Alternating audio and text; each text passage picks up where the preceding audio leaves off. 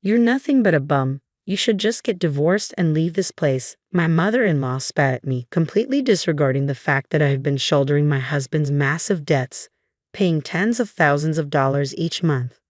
My late father-in-law had always treated me kindly, and out of respect for him, I had silently continued to pay off those debts. "You're always glued to that PC or smartphone. Get a real job," she continued, her words dripping with disdain. Calling her a bum is being generous. "This woman hoards all our money," she accused, her animosity cutting deep.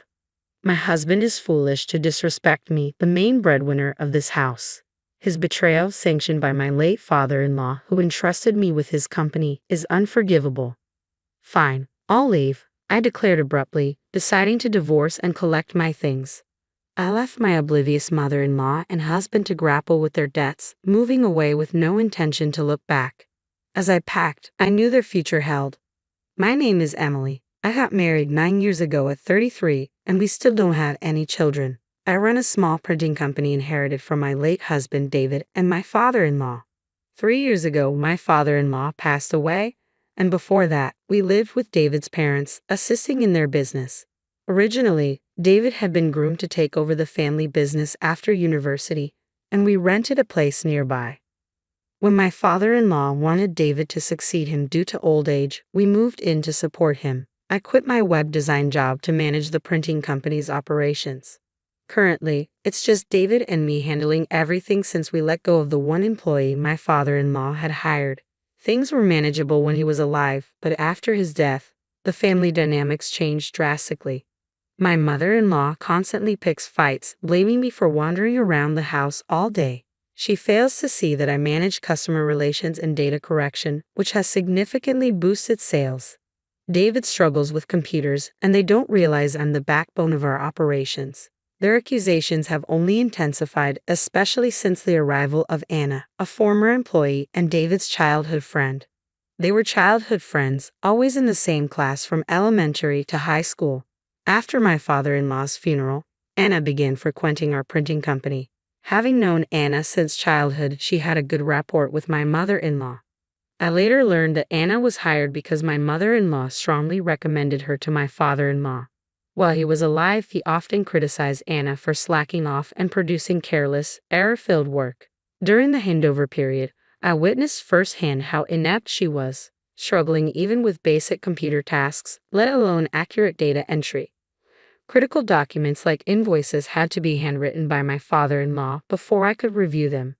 Investigating her online activity, I found she spent most of her time on vulgar and dating websites. It was clear to me, and evidently to my father-in-law, that she wasn't suited for the job. Anna became my mother-in-law's confidant, but her lack of work ethic didn't impress my father-in-law, who valued hard work deeply. The real issue lies with David's change in attitude. While he used to work diligently alongside his father, he now echoes my mother-in-law's complaints.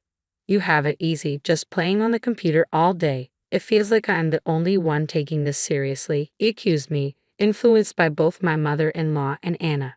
When my father-in-law was alive, such accusations never surfaced. Now, it's just the three of us, my mother-in-law, David, and I, living together. All I want is to preserve the printing company my father-in-law entrusted to us. Yet it's proving difficult and headaches abound. Our orders have increased thanks to my precise data corrections, boosting sales. However, our financial woes persist due to my mother-in-law's and David's reckless spending habits. My mother-in-law splurges on luxury goods without restraint, ignoring warnings. Since David took over as CEO after his father's death, he too spends lavishly despite our small operation. Customers mistakenly see him as the second-generation CEO, fueling his misconceptions. After work, he frequently indulges in drinking, and my mother-in-law joins him for dinners out, further straining our finances. David even took out a substantial bank loan for a new venture without consulting me, burdening us with monthly repayments we can't afford. When I pressed him for details, he evaded my questions, possibly to fund his lavish lifestyle. Inheriting the CEO title and company seems to have inflated his desires and misjudgments. As I watch my own family fritter away money while I manage an increasing workload, my mother-in-law mistakenly believes our business thrives with ample income and continues to spend excessively. It's a perilous spiral, worsened by David's undisclosed loan repayments, amounting to several $100,000 monthly. I handle the finances, so I'm the one who has to make ends meet, but their spending never ceases, forcing me to take drastic measures. I explained our dire financial situation and put both my mother-in-law and David on a strict allowance. It seemed like a reasonable step, but they were unconvinced and began acting unbelievably.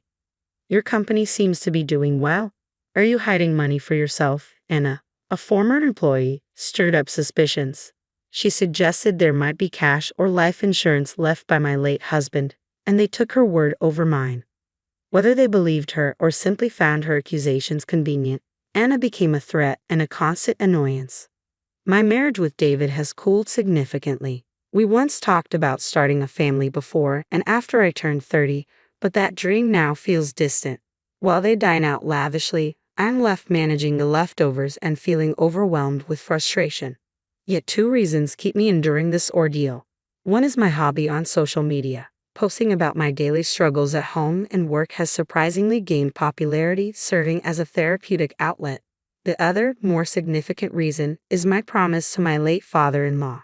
He entrusted me with this printing company, particularly its critical finances and client relations. His trust in me was profound, often apologizing for his wife and son's behavior, urging me not to tolerate their foolishness. I feel compelled to honor his legacy by safeguarding what he built. Despite their accusations, calling me lazy and money-hungry, I patiently explain our financial reality. What happened to David's savings? There should be something left, my mother-in-law demanded, oblivious to the fact that my father-in-law's savings were depleted long ago, thanks to their extravagant spending. David even took out a bank loan in the company's name without consulting me, further complicating our finances. Their ignorance and accusations against my late father-in-law's integrity disgust me. He was an honest man who never resorted to tax evasion or secret accounts, contrary to their baseless claims. As I pondered whether continuing to endure their money-driven antics was my way of honoring my father-in-law, a shocking scene unfolded one Friday night. A long-standing client urgently needed a sample print for a new product catalog over the weekend. Despite David being out drinking, I took it upon myself to deliver the sample directly to the client. On my way back, I froze at the sight ahead. Walking arm in arm were David and a woman. Beside them, my mother-in-law cozied up to them, oblivious to my presence. I couldn't believe my eyes. As they chatted carefreely, I distanced myself, stunned and betrayed. I recognized her instantly when I saw her profile. It was Anna, our former employee. My thoughts froze as I stood there, watching them chat happily and disappear to a high-end barbecue restaurant in the distance. I remained rooted to the spot in shock. I don't recall how I managed to get home afterward. The next thing I knew, I was sitting in front of my computer, replaying the scene in my mind. Seeing David and Anna together like that, it was clear their relationship wasn't typical. Despite our strained marriage, witnessing such betrayal ignited a deep anger within me. If David and Anna were involved romantically, it would explain everything, especially my mother-in-law's unexpected presence with them. It seemed my mother-in-law and Anna had been friends since long ago, but her nonchalant enjoyment of their closeness today was unsettling. Could it be that David's affair with Anna had her approval? I could have fathomed such a betrayal, yet it would make sense of their behavior since my father-in-law's passing. I wanted to protect the printing company entrusted to me, but I felt lost. Saturday passed without David or my mother-in-law returning. It wasn't until Sunday afternoon that they finally showed up, claiming they had been at a downtown spa together. Together, you say? Wasn't Anna there too? I calmly questioned, hitting a nerve as their anger erupted. What's wrong with Anna? She's just concerned for Mom and me. David defended, his tone defensive. She knows you're trying to control my father's savings on your own. Their emotional outbursts confirmed my suspicions. They had been colluding with Anna against me. I'm divorcing a woman who hoards my father's savings, David declared sharply. If you're so keen on leaving, then go. Accepting his words, I calmly replied, understood. I will leave, and swiftly departed. My bags were packed the day before, ready to be delivered to my parents' house. I could return later for the rest. Leaving that place was all I wanted. David's final words pierced me as I bit my lip, fists clenched tight. A week later, I returned to complete the divorce proceedings and hand over my late father-in-law's company. David, my mother-in-law, and even Anna were all present. Sign it quickly, David demanded, thrusting the divorce papers at me before I could review them. My mother-in-law interjected sharply, "It's too late for apologies. You should be grateful David and I aren't suing you." Ignoring her jab, I checked the papers David had handed me and silently signed my name. As I looked up, I noticed all three of them smirking. "Give me all the company's books and documents," David ordered, eyeing the drawer of my desk. I retrieved the files and handed them over. David eagerly opened the bank books, flanked by my scrutinizing mother-in-law and Anna. Their smug expressions quickly soured. "What's this?" Anna exclaimed, noting the balance in the bank book. "This can't be right." My mother-in-law peered over David's shoulder, muttering, "Isn't this incorrect?" David turned to me accusingly, thrusting the bank book in my direction. "What does a balance of $30 mean?" I calmly explained, "It represents our total assets. While we generate around $22,000 monthly, our expenses are substantial. The lease fees for our machinery alone exceed $1 million monthly. We also have significant costs for electricity, loans on delivery trucks, and forklifts, not to mention the ongoing repayment of a bank loan taken after my father-in-law's passing, which exceeds $3,000 monthly." Their incredulous expressions didn't waver. "There's no way that's right," my mother-in-law retorted. "We print and deliver every day. How can we have no money?" I continued, "Despite our revenue, personal loans mismanaged by my mother-in-law and David require over $2,000 monthly, which I have been managing alone, including all living expenses." "I have explained this already," I reiterated calmly. "Without the burden of your repayments, I'll have over $2,000 monthly free, which will make things much easier." "Don't lie about us having no money when we work hard every day," David shouted emotionally, refusing to understand. "Yelling won't change the facts," I replied evenly. "Yes, there's revenue, but it's already been eaten up by your loans and your mother's. After repayments, we might save around $5,000. Realizing they wouldn't be able to afford anything during the repayment period was no longer my concern. They would learn the hard way. "When will these repayments end?" Anna asked pragmatically, cutting through the tension. "The bank loan has 3 more years, and David and his mother's personal loans have over 5, I replied bluntly, causing Anna to gasp in shock. "So we'll be in the red for the next 3 years?" Anna sighed disappointedly. "At this rate, most likely," I affirmed coldly, grateful that Anna seemed to be grasping the reality. "What about my husband's hidden account? He had one, right, Anna?" my mother-in-law interjected, trying to placate Anna, who had provided the information. "Yeah, there must be a secret account," Anna pressed on, her focus self-centered. "I've never heard of it or seen it while he was alive," I stated firmly. "Perhaps everyone should search for it after this." I couldn't fathom Anna's insistence on this hidden account, as if she were in some drama. Among the three who were gradually coming to terms with reality, David finally posed a practical question. "Wait, then how have you managed this financial issue so far?" he asked, finally getting to the crux of the matter. "Ah, yes," I began, explaining in detail. "I've been covering our living costs and bridging the gap with my personal income. I have a blog called Small Factory Struggle Diary with over 1 million followers. The substantial advertising revenue it generates is deposited into my personal account each month, requiring separate tax filings from the company's financial statements. I think you'll understand once you review the books later, but the company owes repayment obligations due to the supplementary costs from my personal lending. Please consult with a tax accountant or lawyer," I advised calmly. "That's the main point I wanted to convey today. Regardless of the divorce settlement, I will become a creditor in the future. I used to support their lives because they were family, but that's no longer my concern. Of course, I expect to recover the money I lent," I stated firmly. "David, even as a CEO, you're no different from someone in dire financial straits," Anna remarked, grasping the situation quickly. "I can't be with you in this situation. Goodbye," Anna declared, turning to leave swiftly. David and his mother hurriedly followed, trying to convince her otherwise. "It's fine, we can secure additional financing from the bank if needed.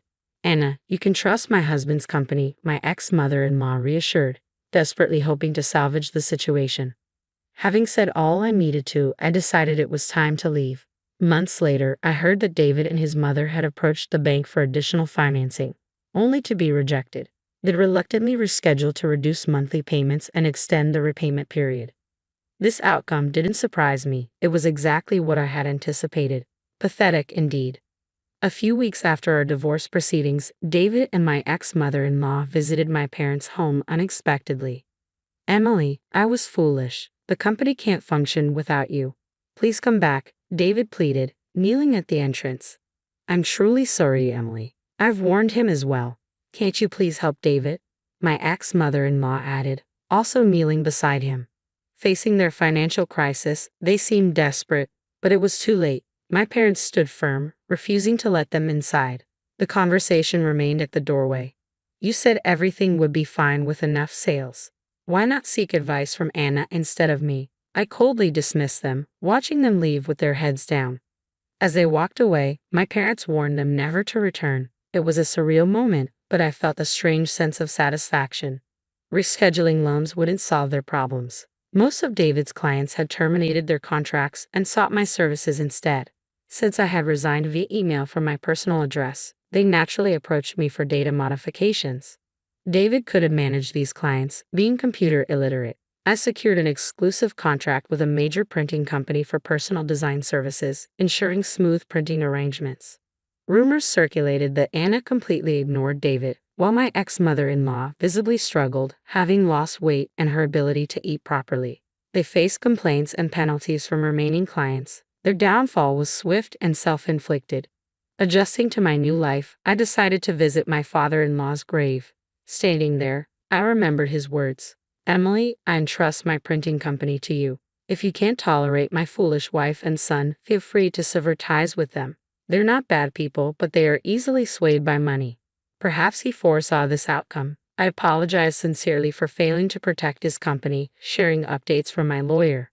Father-in-law, your company is heading towards bankruptcy under David's management. My lawyer suggests I buy it. What should I do? Buying the company would cost tens of millions, but now it seemed a small price to pay.